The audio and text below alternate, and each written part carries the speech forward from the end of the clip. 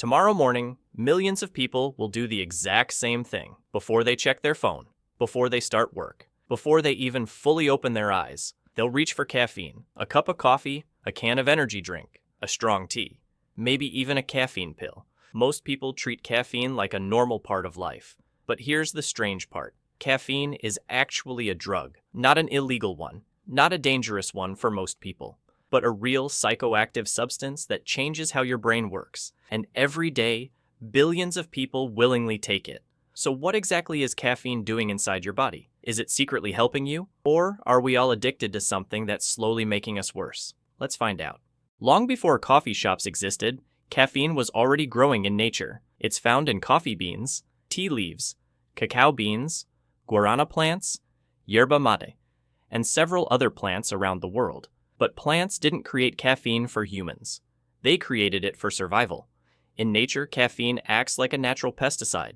It can protect plants from insects and other threats. Humans simply discovered that this same chemical has a very different effect on us. Instead of killing insects, it wakes us up. And once we figured that out, there was no going back. Today, caffeine can be found almost everywhere. Coffee, tea, chocolate, soft drinks, energy drinks, pre-workout supplements, even some medicines. But not all caffeine sources are created equal, and that's where things get interesting. Imagine two people consuming the same amount of caffeine. One drinks a cup of black coffee, the other drinks a giant energy drink packed with sugar. Both get caffeine, but their bodies don't get the same experience. Coffee and tea are often considered the better sources, not because their caffeine is different. Caffeine is caffeine, but because they come with other helpful compounds. Coffee contains antioxidants. Tea contains antioxidants and plant compounds linked to various health benefits. These drinks have been studied for decades and, when consumed reasonably, are associated with positive health outcomes for many people. Energy drinks are a different story. Many contain huge amounts of sugar. Others combine high caffeine doses with multiple stimulants. Instead of a smooth boost, they can create sharp spikes in energy followed by a crash. The problem often isn't the caffeine itself. It's everything packaged around it. Now let's talk about why people love caffeine so much. Because it does something pretty clever. Throughout the day, your brain produces a chemical called adenosine. Think of adenosine as your body's tiredness signal. The longer you're awake, the more of it builds up. The more it builds up, the sleepier you feel. Then caffeine arrives and essentially blocks those signals from reaching your brain. The tiredness is still there. Your brain just can't hear it as clearly.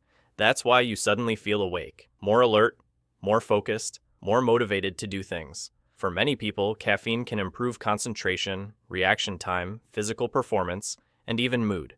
Athletes often use it. Students use it. Workers use it. Even military organizations have studied its effects on performance. In moderate amounts, caffeine can be a surprisingly useful tool. But every tool becomes dangerous when you start using too much of it. Let's imagine you had a terrible night of sleep. You wake up exhausted, so you drink coffee. A few hours later, another coffee. Then an energy drink. Then a pre-workout before the gym. At first, you feel unstoppable. Then your body starts fighting back. Your heart beats faster. Your hands become shaky. Your thoughts start racing. You feel anxious for no obvious reason, maybe even irritable. And when bedtime finally arrives, you can't sleep.